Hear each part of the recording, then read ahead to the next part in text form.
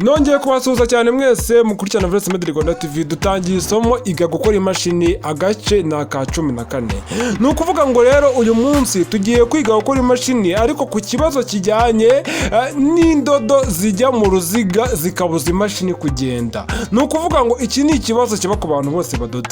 Waba uri umuntu biga kudoda, waba uri umuntu ufite uburambe bw'imyaka ingahe mu kudoda, umva igihe cyose wamara mu budozi, ibi ni ibintu byakubaho. Cyane cyane abenshi binababaho, hari namo n'abenshi batabimenya ko byababayeho. Nukuvuga ngo ibimenyetso bya mbere bigaragaza wowe icyo ukora. Ukaraga imashini uri kudoda, ukumva ifite umugaga. Wapedara ukumva biri kugusaba imbaraga nyinshi. Noneho rimwe na rimwe wanapedara imashini aho kugira ngo uruziga rugende, ukabona kuruhura imiranyerero. Wakora kuri kuruwa ukumva kuruwa birakomeye, cyangwa se ukareba nk'ubu ngubu gutya irimo iragenda yonyine. Wenda nubwo mfashe ku ruziga no kugira ngo mbikwereke ukuntu bigenda. Ni ukuvuga ngo icyo gihe uba uri kudoda ukumva imashini kugira ngo uzapedare imashini. Ku maguru birimo birakugora, nawe n'ukuntu wenda ibigenda ku mwenda nyine uraho nyine utaremereye, none waba nk'uko nk'ikoboyi cyangwa se ari nk'umwenda uremereye, aho hantu kwadoda bikaba ibibazo. Kandi ikibazo cya mbere kibaho, ukaraga imashini ariko uruziga rukanga kugenda cyangwa se rukagenda gake, noneho kuruwa ikagenda inyerera kuriya nk'imodoka iri kugenda mu bunyerezi, ubona ko yanze kuva hiri kandi amapine akikaraga ariko ntiva hiri. Rero na kuruwa hano ibiri kwikaraga ariko uruziga ntiruvaho ruri, wowe ukabona ko kuruwa wagira ngo iri kunyerera. Rimwe na rimwe aricyo kibazo kibayeho. Abatayeri benshi bahita bafata amavuta bakajya kunyagiza ahantu hose mu mashini, bakanyanyagiza ahantu hose hari icyuma ku mashini kugira barebe ko imashini yakoroha. Ariko ndagira ngo mbwire ko hano hantu mu mashini mu ruziga haba hagiyemo icyo twakwita indodo. Cyane cyane abanyeshuri biga kudoda, gushyiramo indodo hano ni ibyabo bya buri munsi rwose, ariko basinzi n'uburyo bazishiramo. Ariko ni ukuvuga ngo ajya gutangira kudoda akajya gusoza kudoda hano hagiyemo nk'utudodo. Shikanye ni yari wa muntu wahaye amakondisiyo umubwira ati jya witondera hano hantu ku ruziga. Ni ukuvuga ngo rongeye gukoreka ukuntu uruziga twarufungura tugakuramo indodo zose. Ubundi abenshi mufata ngo agashinge ngo mugakuramo indodo, biriya bintu ntago bikora cyane. Nyine bigerageza kuzigabanyamo wa mugaga urimo mu mashini kwagukomera kukagabanuka, ariko nyirizina kuvuga ngo imashini iroroha isubirane nk'uko yari imeze ntago byapfa kubaho. Dore ikintu wakora kugira ngo indodo zose zivanemo neza kugira akadodo kabe gasigaramo. Icyambere tugiye gufungura uruziga. Fata troubleshooting yawe uze hano ku ruziga rw'iyo mashini. Warubonye uruziga rw'iyo mashini urebe neza akantu ko kandi gufata amashusho hano biranguramo gake, ariko murabyihanganira. Ni ukuvuga ngo hari akaburo kaba gafunze hano ku ruziga. Kano kaburo ngo uyu ugafungure witonze. Nubwo wenda ino troubleshooting ndio gukoresha atari iyo gukanika imashini, ariko ifa kubinkoreranye nta kibazo kuko ifite agarukwe gasongoye ukuntu niko nakunze kurenza. Nyine hari ukuntu troubleshooting atiba karagarukwe, ibyo ngibyo muzabimenya nabyo. Ngewe niyo nakunze ariko wakoresha yose ifa kubiri bufungure. Kano kaburo rero kaba gafunzemo hariya, umumaro wako no kugira ngo gafate. Reka nze ndaza kubigusobanurira nyuma ni buri busobanukirwe neza. Ni ukuvuga ngo numara gufungura kara kaburo, ikintu uri buhite ukora, urafata troubleshooting ndende cyangwa se akantu kakuma cyangwa se akantu wahondesha, ukajombe hamwe ukuyemo akaburo. Noneho numara kujombamo hariya, ufata ipensi cyangwa se akanyundo cyangwa akabuye uhonde hariya, ariko uhonde umeze nk'umuntu uri gufungura umufuniko. Benshi bari kwibaza ngo none se umufuniko ni uwuhe? Ni ukuvuga ngo uraje ubibone. We nakubwiye ngo mera nkaho uri gufungura, uyihonda umeze nk'uri gutera umusumari ahantu mu giti winjiramo. Honda umeze nk'uri gushaka gukaraga kari agafuniko, ariko ugafungura, apana guhonda ugafunga. Noneho kurandi guhonda kareta kifungura kuriya. Wabibonye? Ni ukuvuga ngo bitewe n'igihe umaze wenda hano hantu utafungura birasa nk'ibikugoramo gakeya. Gerageza uhonde cyane ariko ntukabye nk'umuntu uri gutera umusumari mu giti nka 15, kuko ino mashini iba ari ibomba. Ni ukuvuga ngo wabonye ko hariho friyeri. None ukuvuga ngo anigiye noneho hifungura, wabonye ndano abara kandi kuma ukagakuramo dore ngaka. Ni ukuvuga ngo n'ujye ugasubizamo n'ubundi ugasubizamo kuriya. Kano kuma ikintu kamaze iyo katarimo ushobora gukaraga ruziga rukagenda rwonyine imashini ntiva hiri. Ni ukuvuga ngo kano kuma gafite ukuntu kaba karimo hariya ku buryo iyo karimo ukaraga ruziga rw'iyi mashini nirwo mvuga. Ni imashini nayo igahita igenda. ibyuma by'imashini bigahita bikora. Noneho akakoma nako iyo gasizemo gahindurije ntago kajyamo, niyo kagiyemo ntago wafunga ngo bigaragare neza. Gerageza ugashyiremo hariya neza. Ibyo turaza kuza kubisubiramo nyuma turi kubifunga. Gusa nakubwiye ngo ni n'abatayeri ubusanga uruziga rwifungura ariko rukajya rwikaraga rwonyine, ariko imashini ntivahira. Ariko nzongera nkore video mbibereke ikibazo kiba cyabayeho. Ni ukuvuga ngo rimwe na rimwe ugasanga dore hano gukuramo uruziga rero biragora. Hari igihe usanga byoroshye bitewe n'imashini yawe, hari igihe usanga bigoye. Ni ukuvuga ngo urujegajeze urukuremo ku buryo bungana, kandi witondere no murikwe kuko nakubwiye ngo nimba uzi neza ko ugiye guhonda. Reba nko ngubu ndimo ndahondaho akantu gatoya, gerageza uhonde ukoresheje utubaraga dukeya. Nakubwiye ngo imashini ni ibombo. Wabonye dore uruziga ruvuyemo. Ni ukuvuga ngo bitewe n'imyaka rumazemo ntarakuramo, ubundi nisomo nari ngiye gukora, ubundi nyirizi ni mashini wenda nshobora kuba nasizemo n'indodo ku bushake kugira ngo twige ukuntu bazikuramo, ariko imashini nta kibazo yari ifite kirenze. Nuko njye mba nshaka ko nabona isomo gusa ngo twige, wenda ngateza ikibazo tukongera tukagikemura. Rero nyuma yo gukuramo rwa ruziga, ni ukuvuga ngo kariya kantu, iki cyuma kiri hano hejuru gifite amaburo abiri hano. Iburo ya mbere ngiriya, fata turnovisi uyifungure witonze. Ni ukuvuga ngo hano ngiye gukemura ikibazo cya za ndodo ujya ubona mu ruziga, nzikuremo zose kuko benshi zirabahangayikisha mukibaza ati se izi ndodo ni gute nazikuramo. Ugafata urushinge ukazikururamo bikanga, ugashyira no hari ukuntu uvuga ati ndashyira nk'amavuta zicikiremo. Yego kuko amavuta iyo uzasizemo k'urugendo ukaraga icyuma, biriya byuma bibiri bigenda bizicagaguriramo, ariko ntabwo n'umundi zashiramo ngo zivanemo utazikuyemo. Yego nyine haba harimo iziyonga, iyi ni iburo ya kabiri ituma kiriya cyuma kivamo. Ibi byuma nabyo hari igihe usanga abatayeri benshi bijegajega, bakajya bibaza ati iki cyuma cyafungutse gute. Iki cyuma ntabwo wagifunga utabanje gukuraho rwa ruziga, dore kiba gifite amaburo abiri. Ariko hari igihe uzasanga imashini yawe bitewe n'igihe imaze, wenda niyo mu mashini za kera wenda buri imwe yaranafungutse iranatakara, kuko hari igihe gifunga kikajegajega. Ubundi iki cyuma kiba kiriho akantu kazinga urudodo, ariko ubu ngubu ntabwo tujya tugakoresha kuko akenshi dusanga kadakora. Cyangwa kubera iki? Hari akantu kameze nk'agaparasitike kaba kariho gatuma nyine kagonga ku ruziga bigakora neza, ariko kubera ukuntu biba bimeze nk'ibitugora duhita tuzinga bisanzwe, biriya ntitubyitaho. Sasa rero twakomeje ku kibazo cyacu kugikemura. Wakibaza ngo none se ubu noneho hakurikiyeho iki? Wabureka gatonze nkwereke, dore za ndodo ngiziriya uri kuzibona. Ni ukuvuga ngo dore sasa rero zino ndodo, waba uri umuntu wiga kudoda, waba uri umuntu usanzwe udoda, izi ni indodo ushobora gushyira mu mashini wowe utazi nuko zigiyemo, kuko ubonye zijyamo nawe ntabwo wazireka ngo zijyemo. Noneho izi ndodo zituma imashini igira umugaga, wapedala imashini ukumva irakomeye, wapedala ukumva irimo amaguru yawe ari kuruha. Wakora ku yindi mashini ya mugenzi wawe ukumva iravuduka, ukumva nyine irihuta cyane. Wajya kuyaho ukumva ifite umugaga. Dore ubundi ibibazo bya mbere biberamo hano, ujye uhita wihutira kuza kurebamo hano.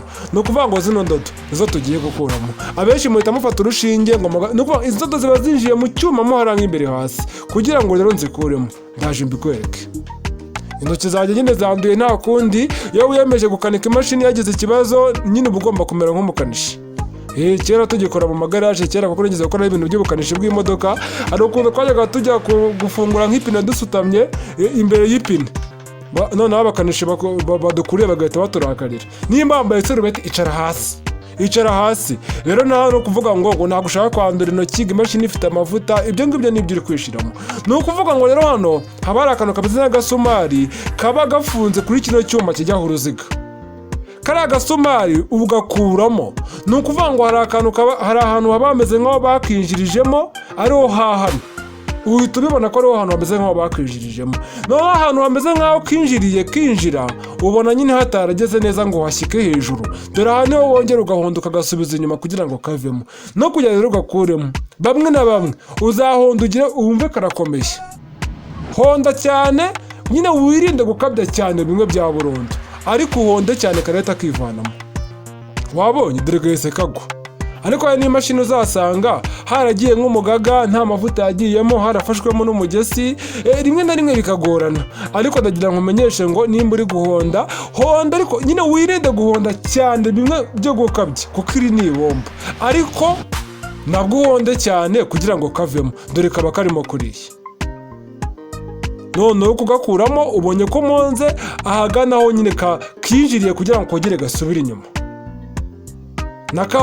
aho kinjiye kajya kugira ngo kongere gasubire inyuma aho kinjiye kava. Sasa rero iyo umaze kugahunda kuriya kugakuramo nibwo wowe wemerewe gukuramo kino cyuma. Utarakuramo kariya gasumari iki cyuma ntabwo wagikuramo.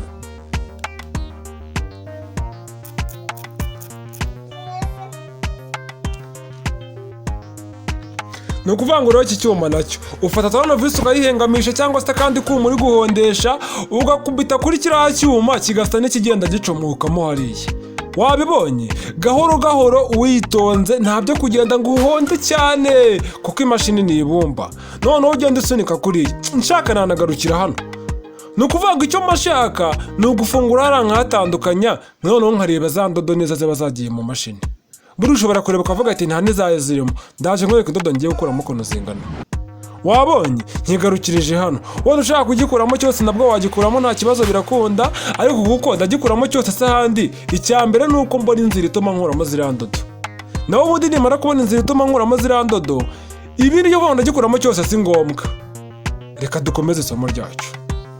Ibi bintu muri kureba neza akantu ku kandi, wakoze subscribe, wagiye muri groupe cyangwa groupe nturayijyamo, mukanya urabona nimero ya groupe iciyeho hasi utiyifatirana ujye muri groupe. Sasa rero ikintu kigiye gukurikira urafata amavuta y'imashini. None amavuta y'imashini hano hantu hari utuntu tw'urwenge tuba turi ku mashini, warkwita urwenge warkwita dutobore ubivuga uko bishaka. Ni ukuvuga ngo akambere ni kano, aka rero kambere kari hano harimo imyanda kambaze nyikuremo dore ngiyi.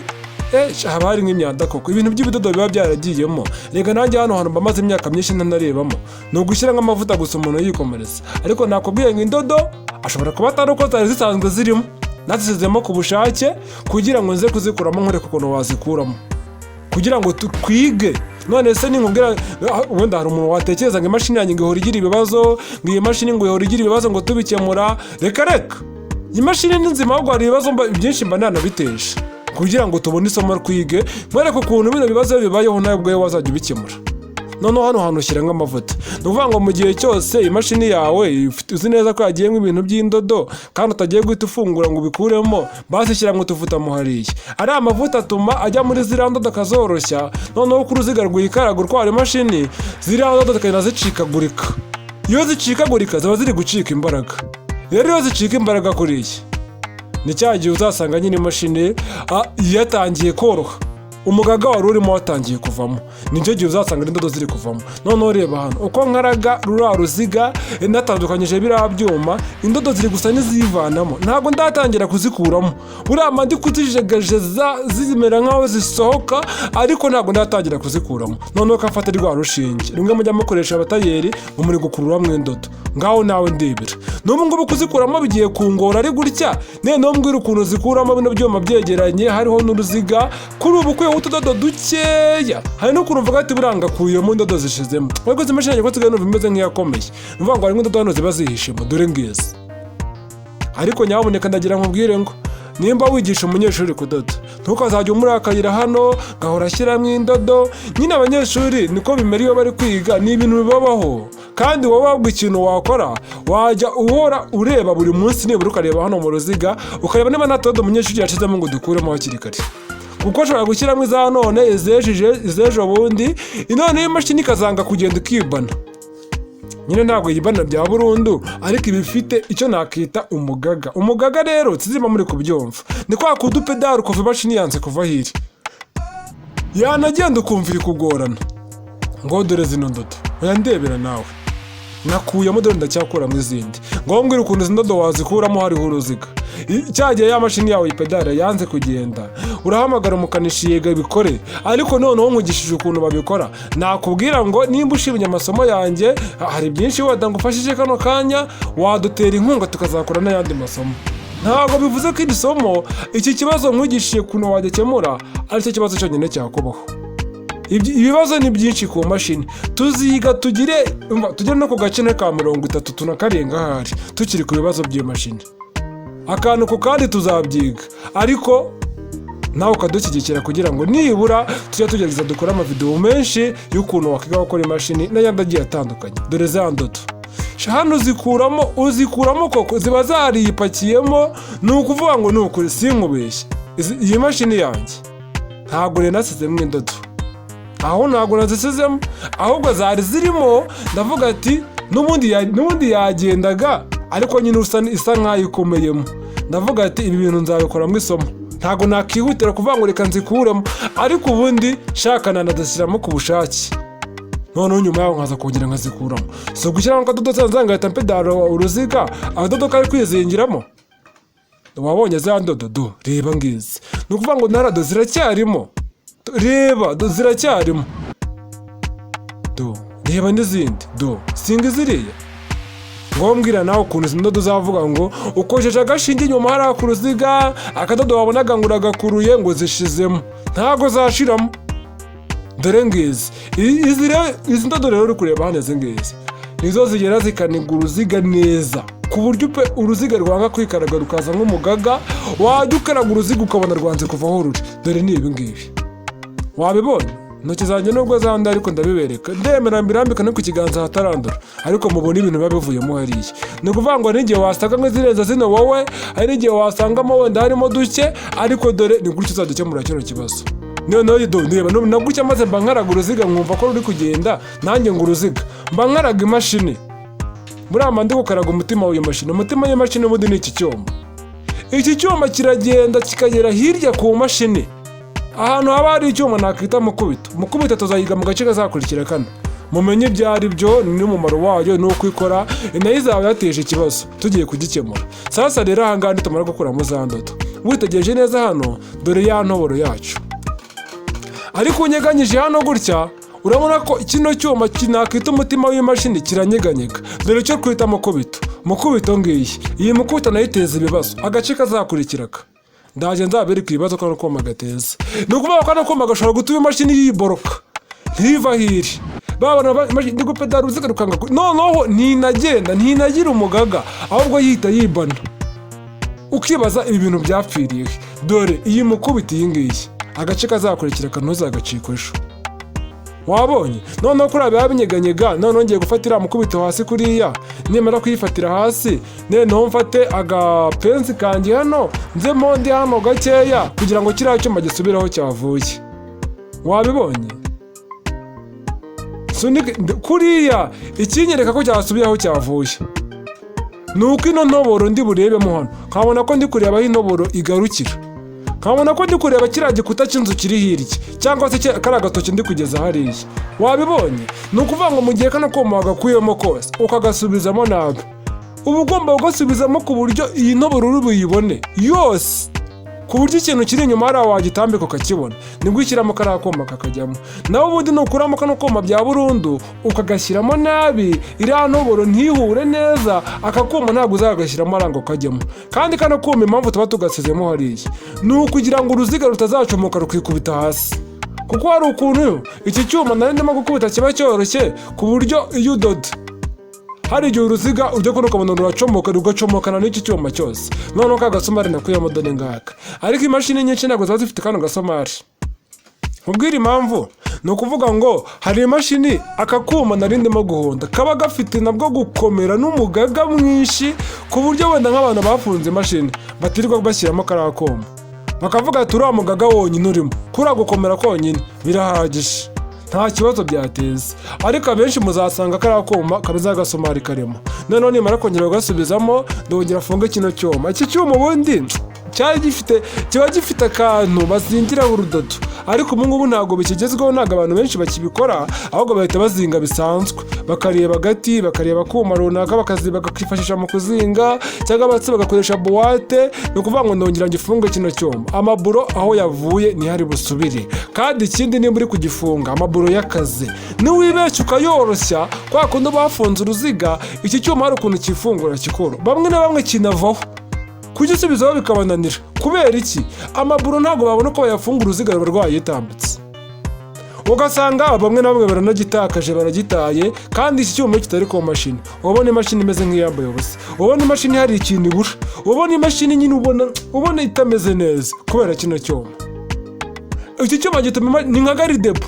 Iki cyuma reka tukite garidebo w'uruziga. Abantu mwagiye muri twara igare cyangwa imodoka murabizi neza, cyane cyane igare bara ridafite garidebo ukuntu ribarisa, n'igare rifite garidebo biba bitandukanye cyane. Umva iridafite garidebo ubona nyine wagira ngo rimeze ukuntu, ariko rifite garidebo ubona ryubakitse ukuntu. Ni ukuvuga ngo kino cyuma twakita nka garidebo y'iyo mashini, ariko kiba gifite akantu bazingireho, ni uko gihe cyose naryo nizaniye. Sasa rero amaburo ugomba kuyafunga ukayakomeza cyane ukumva ko wayakomeje. Aha, noneho nyuma yaho sasa rero ikintu ngiye gukora, ngiye gusubizaho rwa ruziga, ariko mbere yo kurushyiraho nyamuneka abanza ushyiraho utuvuta hano, kubera ko hari ukuntu, ni ukuvuga ngo mu gihe cyose wafunguye bino byuma n'ibyuma biba bikoranaho, haba hagati y'ibyuma bibiri hagomba kujyamo utuvuta. Uko wihutiye guhanagura, hari ukuntu n'umugezi wagira ibyago ukinjiramo cyangwa se amazi akinjiramo, wa mugezi ukabujemo, noneho kugira ngo uzabitandukanye bikaba ibibazo. Ibyo bintu bikunda kuba kuri kariya gasumari natesetsemo, nako nimba ugasizemo gashyiramo gafite amavuta nikakikuramo, uru ruziga iyo dushyiramo gutya ruragenda rukagatsikamira ku buryo katakicomoramo. Kakicomoramo gute? Gahita kagonga runo ruziga. Noneho uruziga narwo ntabwo rwacomora kariya kuma uruziga rwambitseho, kubera ko kariya gasumari kagafashe. Wabyumvisha? Ibintu byose ni magirirane. Noneho nimba usizemo runo ruziga, hari ukuntu narwo uzumva rufite umugaga, gerageza ukubite ipenzi yawe cyangwa se akantu k'akanyondo kawe gahoro gahoro, ariko kuri uriya muzenguruko wa kariya kazeru uyikubita uruhande rumwe, uruziga waruhengekana rugenge. Ni ukuvuga ngo uragenda ukubita ku mpande zitandukanye kuriya. Wabibonye? Nyamuneka nimba ujya guhonda imashini ugafata inyundo. Ibi bintu njye nagiye nkanika imashini muri kera, abantu benshi baranze mu gukora imashini, umukanishi w'imashini Valence, ariko ubu ngubu nabivuyemo ntabwo nyibikora, ntabwo murabibona inshingano zabaye nyinshi, nagiye njya no mu bindi. Ariko nyine nta muntu n'umwe yigeze kanikira imashini ngo ngire icyuma ncamo, ariko wibeshye nk'ubu ngubu ndi kubikwigisha ukajya gufata ibintu by'inyundo ngo urahonda cyane ugakabye. Nyine imashini yose ntiyamenagurika, imashini buriya yameneka ariko iguye hasi wabibona, yikubise nko hasi igaturuka hariya hejuru wahita ubibona. Haragana n'igihe itanameneka, ariko akenshi nyine aryogira imyaka ikameneka. Dore kano koma rero kaba kagomba kujyamo hano gutya, dore karahindurije. Wabonye turiya tuntu turi kariya kuma nyine uba ugomba kuturebeshamo imbere kuriya, kakamera nk'akiciyemo mbego ukabibona. Kano kuma rero ba bantu bagira imashini uruziga ngo rwifunguye ukongera ukarufunga, hari igihe urufunga kano kuma katicayemo hariya. Rero iyo urufunze uko byamera kose ejo ruzongera rufunguke. Ibi bintu ntimwari mubizi. Abenshi uruziga rufunguka ubu usanga bahita bihutira kongera gufunga kano gafuniko gutya. Ni ukuvuga ngo mbere y'uko ushyiraho kano gafuniko gafunga gutya, banza umenye neza ko kariya kuma kicaye hari ahantu kagomba kwicara. None abenshi barafunga, kera ubundi ntaramenya ko banahonda hano n'agatoronovisi kugira ngo bikomere. Ubundi abantu bagiye bakora imashini, buriya hari isupana ifunga hano, abakanishi reka mbyita isupana mu buryo bwa gikanishi, ariko ubwo ndabyita nk'urufunguzo rufunga, kuko kano kuma mfunze kaba gafite filiyeri amenyo hano. Ariko kwebwe kuko amasupana ntaho tuba tubona imashini zije zivuye iyo ngiyo mu mahanga, kwebwe rero uburyo bwacu dufata agatonovisi tugashyira hariya tugahonda tumeze nk'abafunga kugira ngo bikomere.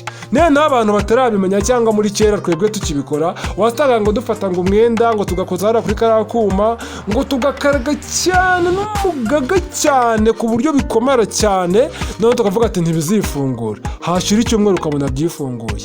Aha hantu uba ugomba kuhafunga tonovisi. Nimba tonovisi nayo rero nubwo abenshi bagiye kunga ngo uri gukora amakosa, tonovisi ngo irangirika hariya. Iyi tonovisi irakomeye ntabwo yakangirika, kandi buriya ni ibintu mba nabaza nanjye mbabizi neza ko tonovisi kuyihondesha ahantu hari igihe itiba. None iyo maze gufunga kuriya utushyiramo kano kaburo. Umumaro w'aka kaburo sasa rero, kano kaburo ugafunze karagenda kakinjira kagahita kagongana na ka kuma nakubwiye ngo ntugahindurize.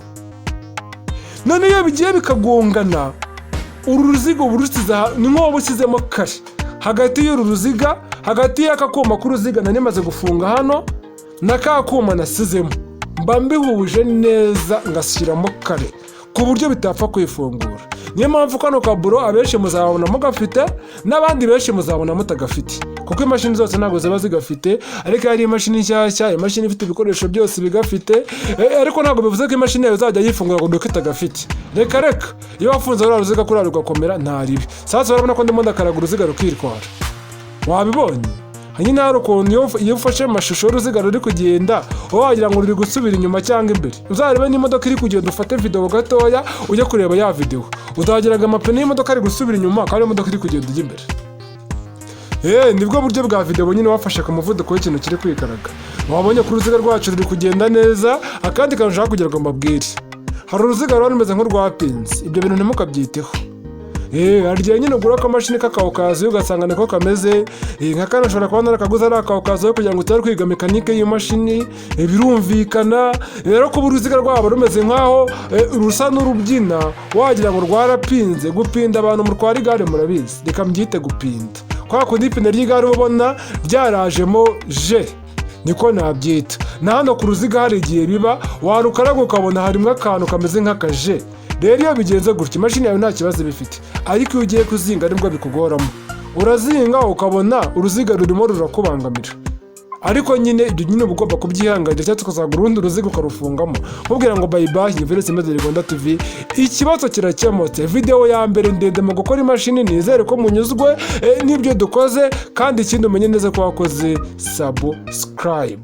Ikindi kintu nakubwira rero, nimba iri somo warikonse rwose wumva ushimishijwe n'iri somo, iki kibazo cyarakubagaho nkaba nkweretse ukuntu wagikemura, wigenderaho.